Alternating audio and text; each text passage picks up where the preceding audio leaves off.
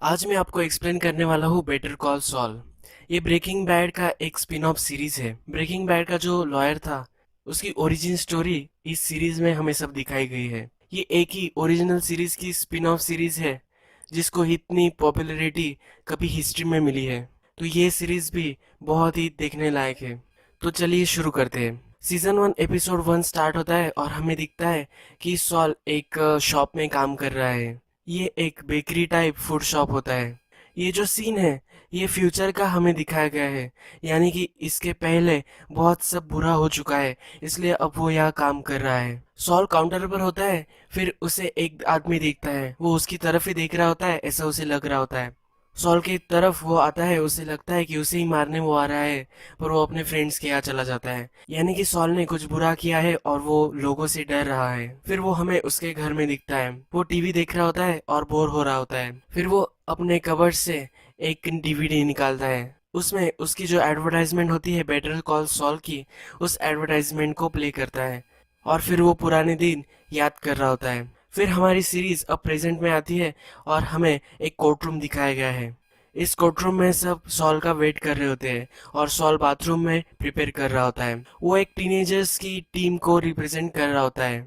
वो जूरी को बोलता है कि आप सबको याद होगा कि आप टीनेजर्स जब थे तब आप कैसे थे, कितने बैड डिसीजन आप लेते थे। मेरे क्लाइंट्स ने भी ऐसा ही कुछ किया था, पर अब उनको उतनी सजा होनी नहीं चाहिए। वो बोलता है कि हमें याद रखना है कि इस क्राइम में कोई हर्ट नहीं हुआ था, ये इतना सीरियस क्राइम भी नहीं है।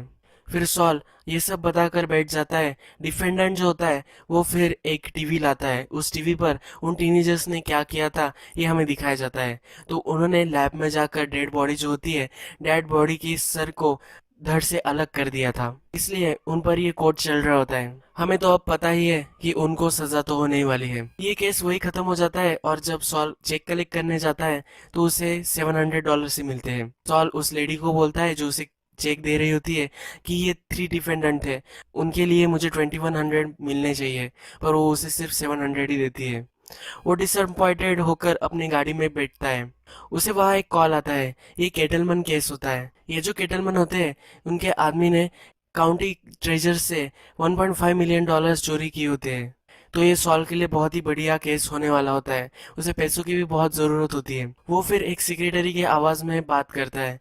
उसका ऑफिस बहुत ही घटिया होता है, इसलिए वो अपने सेक्रेटरी के आवाज़ में उनसे बोलता है कि क्यों ना हम कैफ़े में मिले। फिर कैफ़े में उनकी अपॉइंटमेंट हो जाती है। वो फिर कोर्ट से निकलता है। कोर्ट ने उसे पार्किंग टिकट दिए हुए होते हैं।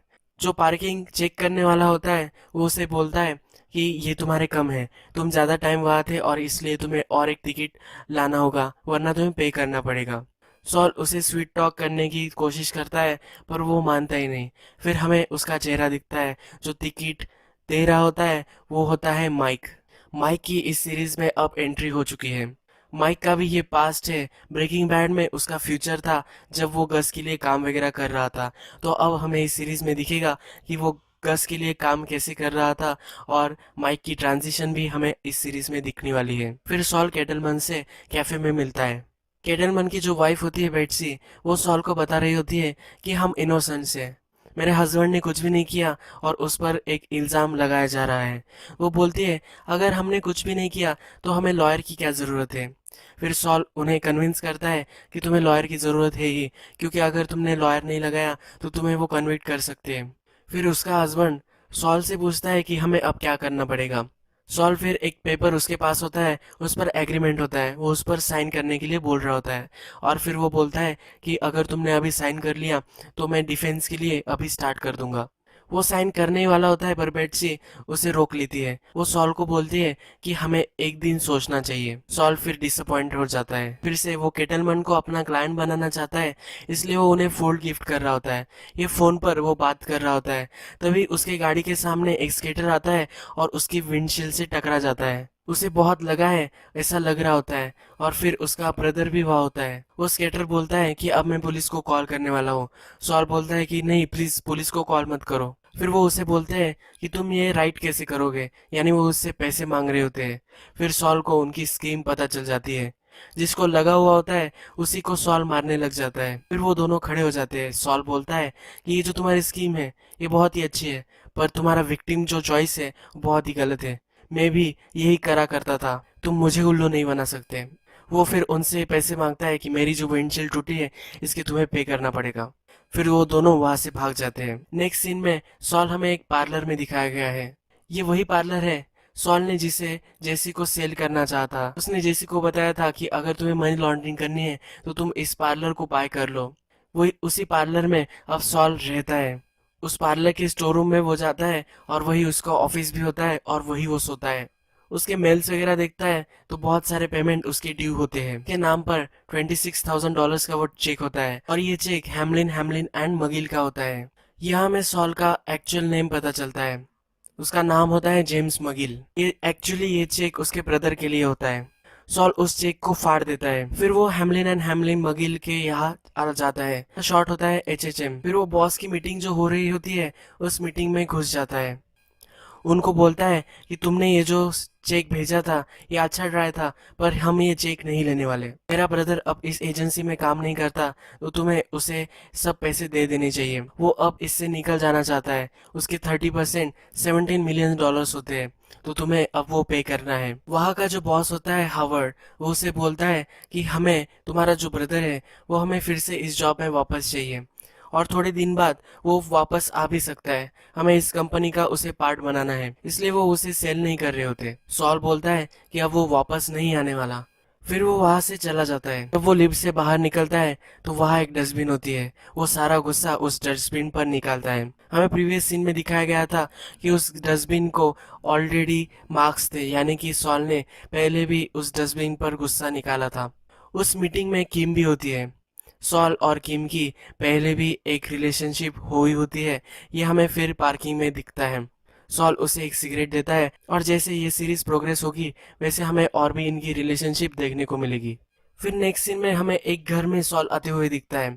उस घर में जाकर वो अपना जो मोबाइल होता है वो बाहर ही छोड़ कर आता है। वो बहुत सारे सप्लाईज खाने की चीजें वगैरह उस घर में लाता है। उस घर में इलेक्ट्रिसिटी नहीं होती, सब लाइट्स वगैरह बंद होते हैं। फिर वो एक लैंप लेता है और उससे वो सब देख रहा होता है। वो सारे सप्लाईज रख देता है और फिर घर में आ जाता है। फिर वो उसके ब्रदर से मिलता है। उसके ब्रदर को एक बीमारी होती है जिससे वो इलेक्ट्रिसिटी के आसपास नहीं रह सकता। अगर वो इलेक्ट्रिसिटी के पास गया तो उसे दर्द होता है, इसलिए वो सब लैंप्स वगैरह बंद कर कर वहां रह रहा होता है। इसलिए वो अपने ऑफिस नहीं आ पाता। सॉल उसके लिए हमेशा सब सप्लाईज लाता है, उसके लिए न्यूज़पेपर लाता है, सब उसके ख्याल वो रखता है। अब हमें मालूम होता है कि सॉल का ब्रदर चक उसे अपने शेयर्स नहीं सेल करने। वो सॉल को समझाने की कोशिश करता है कि अगर अड़ा रहा तो उन्हें अपनी कंपनी सेल करनी पड़ती है और मैंने उस कंपनी को क्रिएट करने के लिए बहुत सारे वर्क्स आवर्स दिए हैं, बहुत सारे मेरे साल दिए हैं। मुझे वो कंपनी सेल नहीं करनी है। पर फिर सॉल उसे समझाता है कि अगर तुम उस कंपनी को सेल नहीं करोगे तो तुम अपना गुजारा कैसे करोगे, तुम रास्ते पर आ जाओगे और फिर तुम्हें कितना ट्रबल हो सकता है सब इलेक्ट्रिसिटी से। फिर चक बोलता है कि हावर्ड आया था, उसने मुझे एक चेक दिया है। वो $700 का ही चेक होता है। वो उसे एक स्टाइपेंड की तरह उसे वो चेक दे रहा होता है। सॉल बोलता है कि ये पेनीज तुम्हें अब नहीं लेनी चाहिए, तुम्हें पूरे अपने पैसे कैश आउट करने चाहिए। चक उस पर नाराज हो जाता है और बोलता है कि मैं फिर से काम पर जाने वाला हूँ, मैं ऐसे घर पर ही नहीं बैठने वाला। सॉल फिर उसे सॉरी बोलता है।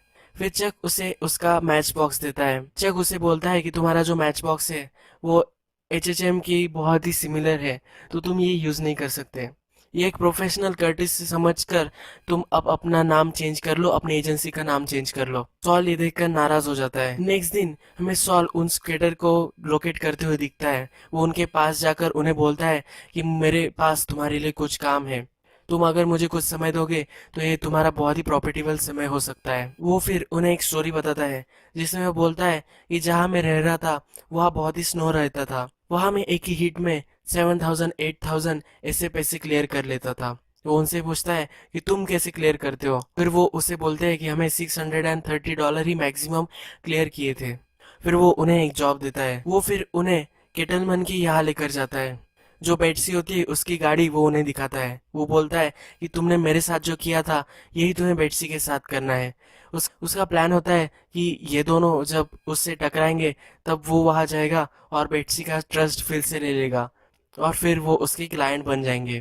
वो उन्हें सब समझाता है और फिर वो नजर रख रहा होता है बेट्सी के कार पर। बेट्सी कार में बैठती है और फिर वो वहां से निकलती है। सॉल उनको कॉल कर देता है। जब वो गाड़ी से टकराते हैं तब उस गाड़ी से कोई भी नहीं निकलता। वो हिट एंड रन का केस बन जाता है, वो गाड़ी वहां से चली जाती है। फिर वो दोनों ब्रदर उस गाड़ी का पीछा करते हैं। वो सॉल को कॉल करते हैं कि वो तो डायरेक्टली निकल गई। सॉल बोलता है तो ये तो गोल्ड माइन है, अभी हिट एंड रन का केस है, तो इसलिए तुम्हें बहुत ज्यादा पैसे मिल सकते हैं। फिर वो दोनों उसे बाईपास करने वाले होते हैं। जब वो उस घर तक पहुंच जाते हैं जहां उन्हें लगता है कि बेटसी आ गई है, पर उस गाड़ी से एक ओल्ड वुमन निकलती है। फिर वो उसे ब्लैकमेल करने की कोशिश करते हैं और पैसे उससे ऐंठ रहे होते हैं। फिर वो उसे घर में लेकर जाती है।